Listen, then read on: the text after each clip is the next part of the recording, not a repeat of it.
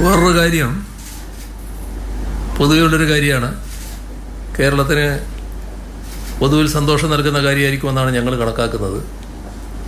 2016 തെരഞ്ഞെടുപ്പിൽ വിജയിച്ച്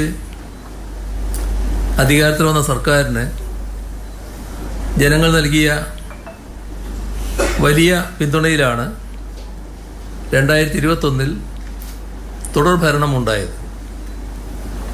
5 വർഷം നടപ്പാക്കിയ വികസന ജനക്ഷേമ പ്രവർത്തനങ്ങൾ കൂടുതൽ ഊർജ്ജസ്വലതയോടെ തുടരാനുള്ള ജനവിധിയാണ് 2021 ലഭിച്ചത്.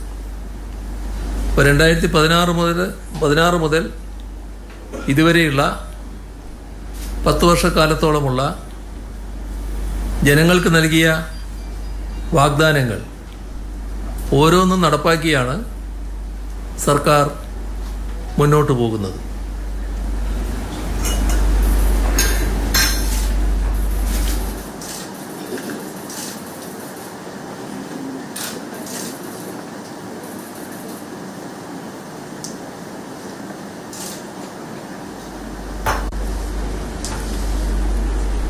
ഓരോ വർഷവും നടപ്പാക്കുന്ന കാര്യങ്ങൾ പ്രോഗ്രസ് റിപ്പോർട്ടായി ജനങ്ങൾക്ക് മുന്നിൽ അവതരിപ്പിക്കുന്ന നിലയാണ് സർക്കാർ സ്വീകരിച്ചിരുന്നത്.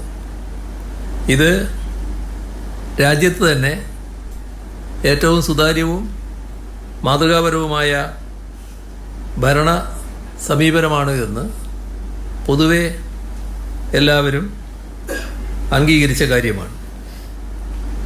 2021 സർക്കാർ അധികാരത്തിൽ വന്നതിന് ശേഷം അതിദാരിദ്ര്യം പൂർണ്ണമായി നിർമ്മാർജ്ജനം ചെയ്യുക എന്ന വളരെ പ്രധാനപ്പെട്ട ലക്ഷ്യമാണ് അംഗീകരിച്ചത്. നേരത്തെ പറഞ്ഞു, ആ ലക്ഷ്യം പൂർത്തീകരിക്കാൻ നമുക്കായി. ഈ കേരളപ്പിറവി ദിനത്തിൽ നമ്മുടെ രാജ്യത്തെ ആദ്യത്തെ അതിദരിദ്രമുക്ത സംസ്ഥാനമായി ഔപചാരികമായി കേരളം ഉയർത്തപ്പെടുകയാണ്. ഇത് നമ്മൾ കാണേണ്ടത് രാജ്യത്തെ ഏക സംസ്ഥാനം എന്നുള്ളത് മാത്രമല്ല, ലോകത്ത് തന്നെ അപൂർവം പ്രദേശങ്ങൾ മാത്രമേ ഇത്തരത്തിൽ അതിദാരിദ്ര്യമുക്തമായതുള്ളൂ. അപ്പോൾ ആ പട്ടികയിലേക്ക് നമ്മുടെ സംസ്ഥാനം ഉയരുകയാണ്.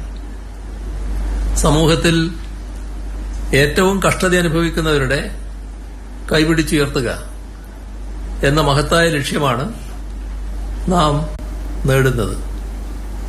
ഇത് ലോകമാകെ അംഗീകരിക്കുന്ന കേരള മാതൃകയ്ക്ക് കൂടുതൽ തിളക്കം നൽകുന്ന നേട്ടമാണ്.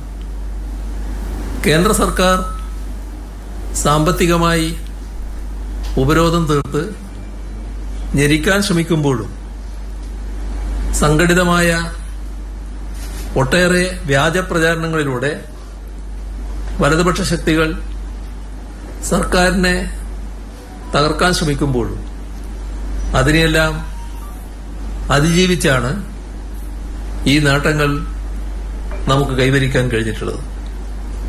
നമ്മുടെ വികസന മാതൃക കേവലം സാമ്പത്തിക കണക്കുകളുടേതല്ല, അത് മാനവികതയിൽ അധിഷ്ഠിതമാണ്. സർക്കാരിന് മുന്നിൽ പലതരത്തിലുണ്ടായ തടസ്സങ്ങള്, പ്രതിസന്ധികള് അതാകെ വിശദീകരിക്കാൻ ഈ അവസരം ഉപയോഗിക്കുന്നില്ല. പക്ഷേ അവയെല്ലാം മറികടന്ന്